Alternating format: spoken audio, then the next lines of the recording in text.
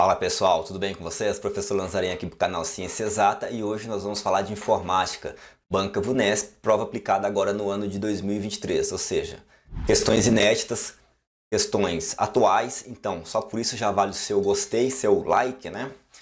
E se você for novo aqui no canal, já se inscreve, ativa o botão das notificações para você ficar por dentro das novidades. Nós temos novidades durante toda a semana, todas as semanas, não só de informática, como também português, conhecimentos gerais, raciocínio lógico, matemática e tudo mais aí. Acabou esse vídeo, passa lá no canal do Professor Lanzarin e se inscreve lá também, beleza? Bora para a aula? Então vamos para a primeira questão aqui da nossa prova, uma questão sobre o Windows 10.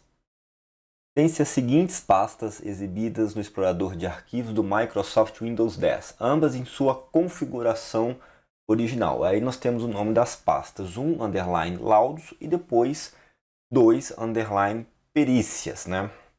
Um usuário deseja criar uma pasta que seja exibida após a pasta _laudos e antes da pasta 2_perícias, seguindo a mesma ordenação da imagem anterior. Por isso essa pasta deve se chamar. Aí nós temos 11_abatimentos, né? Todas na verdade _abatimentos, e o que faz diferença ali é a numeração. A gente tem 11, 01, 02, 1.1 e 12, né? Então vamos lá, a gente tem aqui na configuração original, que é que se trata a nossa questão, né? A gente tem pastas com o nome 1_laudos e 2_perícias. Bom, logo de cara o que ordena aqui para nós é o 1 e o 2, né? Depois o underline é igual, laudos e perícias vem depois, o 1 e o 2 foi o suficiente para ordenar. O que a gente tem aqui? Uma ordenação, né? Uma organização alfabética. Então se eu tivesse A1, ela estaria aqui. Se eu tivesse a 100, ela estaria depois. E se eu tivesse um A11, naturalmente estaria entre os dois, porque o A é o mesmo para todos, o 1 vem antes do 11, o 11 vem antes do 100. Então aqui a gente tem o 1, o 2, depois todos os underlines, ou seja, a gente vai resolver aqui no número. A gente já pode cortar o 11 de cara, porque o 11 ele ficaria ainda depois do 2. E a gente pode cortar o 12 de cara, porque o 12 ficaria ainda depois do 11, né? Bem depois do 2. A gente quer alguém que fique aqui no meio. Bom, pela matemática, alguém pode vir aqui correndo e marcar o 1.1. Só que não, cara. Eu já vou explicar o porquê. Acontece o seguinte, a gente tem um caractere especial aqui, e esse caractere especial, ele na ordenação vem antes do underline. Então o 1.1 ficaria aqui, porque não é igual a matemática, que você tem lá 1.1, não é o 1,1 que a gente usa, né? O sistema americano que usa ponto, o brasileiro usa vírgula. Então esse 1.1 ele ficaria antes do underline, porque a gente também tem uma ordem para caracteres especiais, e eu vou destacar alguns aqui, tá? O ponto ele fica antes do underline. Agora se fosse 1 mais 1 ficaria depois, porque o mais fica depois do underline. E a mesma coisa acontece com sinais maior ou igual, maior, menor e igual. Então esses sinais eles ficam após o underline e o ponto fica 1. Então se fosse, olha que loucura, se fosse 1 mais 1, ele estaria aqui, porque o mais fica depois do underline. Mas nós não temos essa opção, tá? Então a gente pode cortar também essa aqui, beleza? Então a gente fica entre o 0,1 e o 0,2, tá? Olha só, o 0 à esquerda aqui, ele não vai contar como nada. Então, se eu tenho 1 e tenho 0,1, eu posso entender a mesma coisa. Só que o 0,1 vem antes do 1. Ah, mas o 0,2 devia vir depois do 0,1 e antes do 1. Não, porque se eu tenho 2 e tenho 0,2, o 0,2 fica aqui, ó. E não importa quantos zeros você coloque depois da esquerda, ele sempre vai ficar antes do 2. Mas ele sempre vai ser um 2, então vai ficar sempre depois do 1. Tá. Então a nossa resposta correta é 0,2 abatimentos, porque o 2 fica depois do 1, né? 0,2 é 2, é depois do 1, mas o fato de ter 0 fica antes do 2 puro. É o que a gente tem aqui. E o 0,1, ele também fica antes do 1, seguindo a mesma lógica. Se eu tenho 1 e eu faço uma pasta 01, ela fica aqui. Ah, mas se fosse 001, ela também ficaria. Aí eu tenho 2, 02 ficaria aqui. Se eu tivesse 03 e 3, ficaria nessa ordem, tá? Questão xarope. Resposta correta, alternativa C. Então vamos para a questão seguinte, uma questão sobre Microsoft Word. Tem-se a seguinte tabela criada no Microsoft Word 2016 em sua configuração padrão. Ao posicionar o cursor do mouse na última célula e pressionar Tab, aí você vê a imagem de uma tabela inserida num Word, e você consegue perceber que, por exemplo, a primeira linha tem 2 células, ou seja, 2 colunas. A segunda tem uma só. A terceira tem 3 linhas. Já a quarta, a exemplo da primeira, tem 2 células só, ou seja, 2 colunas. Então ele quer saber o que vai acontecer. Ao posicionar o cursor do mouse na última célula e pressionar Tab, a alternativa A fala, uma nova linha será criada com uma coluna. A B fala sobre uma nova linha, só que com 2 colunas. A C fala uma nova linha, só que com 3 colunas. A D fala 2 novas linhas, né? Sendo a primeira com uma coluna e a segunda com 3 colunas. E a E fala sobre 2 novas linhas, sendo a primeira com 2 colunas e a segunda com uma coluna. Gente, eu queria destacar o seguinte sobre essa questão. Se eu tivesse com o cursor, se o usuário, você está lá, com o cursor aqui na primeira célula, e eu aperto Tab, o cursor vem para a célula seguinte. Se eu estou aqui e aperto Tab, o cursor vem para a célula de baixo, beleza? E estou aqui, aperto Tab, pula para cá. Então toda vez que eu estou numa linha, tem uma célula seguinte, aperto Tab, pula para a seguinte. Só que aqui na questão, a gente estava com o cursor na última célula. Quando eu aperto Tab, ele cria aqui embaixo uma nova linha, tá? Isso a gente percebeu. Apesar de... Ixi, Maria, que coisa maluca que eu fiz aqui. Enfim, faz de conta que isso aqui está reto. Tá todo desacostumado com essa mesa. Bom, apesar de falar 2 novas linhas ali, a gente vai ter apenas uma nova linha. E essa linha vai ter quanto? 1, 2 ou 3 colunas. Essa nova linha vai ser igual à linha de cima. Então, se aqui a gente tem 2 colunas, a de baixo a gente vai ter 2 colunas também. Então, ao posicionar o cursor do mouse na última célula e pressionar Tab, uma nova linha será criada com 2 colunas. Por que com 2 colunas? Porque a nova linha será criada igual a que você estava antes, tá? Lembrando, se está numa célula e tem célula depois, quando você aperta Tab, pula. Se você está na última célula, pula para baixo, cria uma linha nova como a de cima. Se porventura essa linha fosse o exemplo da terceira, tivesse 3 colunas, a gente teria criado ali uma linha com 3 colunas, beleza? Então aqui eu tenho o Word com uma tabelinha que nem é igual àquela lá, mas veja só. Nós temos o cursor aqui na primeira célula.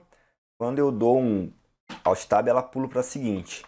E assim que eu vou pressionando, vai pulando sempre para a célula seguinte, tá? Agora eu coloquei o cursor aqui na última célula.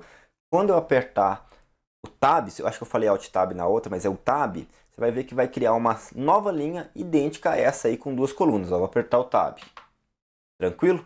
Então foi isso que a gente viu na questão. Então vamos dar seguimento aqui na nossa correção e a gente vai falar agora sobre Excel, tá? Vamos lá, tem-se uma planilha no Microsoft Excel 2016 em sua configuração padrão com o valor preenchido na célula 1 conforme a imagem a seguir. Bom, como eu sempre falo, aqui também está fácil, porque a gente tem a célula 1 e a gente só tem uma célula na imagem, tá? Para quem não sabe, o A aqui ó, é o nome da coluna, o título da coluna, o 1 é o título da linha, portanto, essa célula onde está o 6 é a conjunção de A e 1, então é a célula A1. Tá? Assinale a alternativa com o resultado correto ao preencher na célula B1, ou seja, a coluna B estaria aqui, né? Aqui estaria a célula B1. Então aqui dentro nós temos essa função, aqui abaixo uma função de uma condicional, né? Uma se. Então, vamos entender qual que é o valor que ia trazer dentro dessa célula se essa função fosse aplicada dentro da célula P1. Então, é um se. Primeira coisa, se A1 menor que 20, o que acontece? Uma condição verdadeira traz A. Então, o que ia trazer aqui na nossa célula? A. Já não interessa mais o resto. Resposta correta, alternativa A. Mas não vou parar aqui não, vou explicar tudo. A gente tem uma condicional, e essa condicional ela é escrita da seguinte forma. Eu tenho um igual, como todas as funções, coloco um se, abro parênteses e coloco a condicional. A1 é menor que 20? Se sim, esse ponto e vírgula significa se sim, vai trazer o quê? Vai trazer um A. Nós temos lá um 6 que é menor que 20, traz o A, fechou aí a questão. Mas aí continuaria. Se não, se não A1 igual a 6, então traz o B. Aí a pessoa pode falar assim, mas espera, A1 é igual a 6, por que não trouxe o B? Porque antes a condicional foi essa. Se A1 é menor que 20, traz o A. Se não fosse, pularia para essa aqui. E assim seguiria. Se A1 fosse maior que 0C, se não, se A1 fosse maior ou igual a 6D, se não, nenhuma dessas condições fosse atendida, traria o E. Mas a gente tem uma ordem aqui. E a primeira avaliação ela já se tornou verdadeira. Sendo ela verdadeira, a gente traz o se. E não o se não. Beleza? Então, resposta correta, alternativa A, com a letra A. Então, vamos para a quarta questão aqui da nossa prova de Pindamonhangaba. Em uma apresentação do Microsoft PowerPoint 2016, em sua configuração original, com 40 slides, todos do mesmo layout, um usuário deseja inserir uma imagem no canto superior direito, que é o brasão da Prefeitura de Pindamonhangaba, em todos os slides. Para fazer isso apenas uma vez, é necessário inserir a imagem apenas no primeiro slide, cabeçalho do slide, anotação, slide mestre, último slide. Bom, o que ele está querendo fazer aqui não é muito diferente do que vocês estão vendo aqui na tela de vocês. Por exemplo, o nosso slide aqui no canto superior direito, exatamente como fala aqui na questão, nós temos aqui a logo, né, do Ciência Exata, que claro, você já se inscreveu e já lembrou de deixar o seu like, né? Nós temos aqui. Mas como é que isso aparece em todos os slides? Colocando no primeiro slide, poxa, não adianta você colocar no primeiro slide. Eu posso editar o slide 1 diferente do segundo, que é o que eu fiz aqui. Aqui eu tenho 5 slides, é simples assim, cada um com uma questão, tá? No cabeçalho do primeiro slide, mesmo sentido do outro. Vou lá e coloco no cabeçalho do primeiro slide, no cabeçalho do segundo slide eu posso colocar diferente. Anotação? Não, a anotação serve para você olhar ali e lembrar alguma coisa. O último slide segue o mesmo raciocínio dos outros, ou seja, se eu vou colocar no primeiro, no segundo, no último, não importa, eu estou atualizando aquele slide ali específico, né? Como é que é o nome daquele slide que eu faço uma edição e ele se aplica para todos quando eu vou duplicando os slides, quando eu vou fazer cópia? Chama slide mestre, tá? Então a resposta correta é a alternativa D.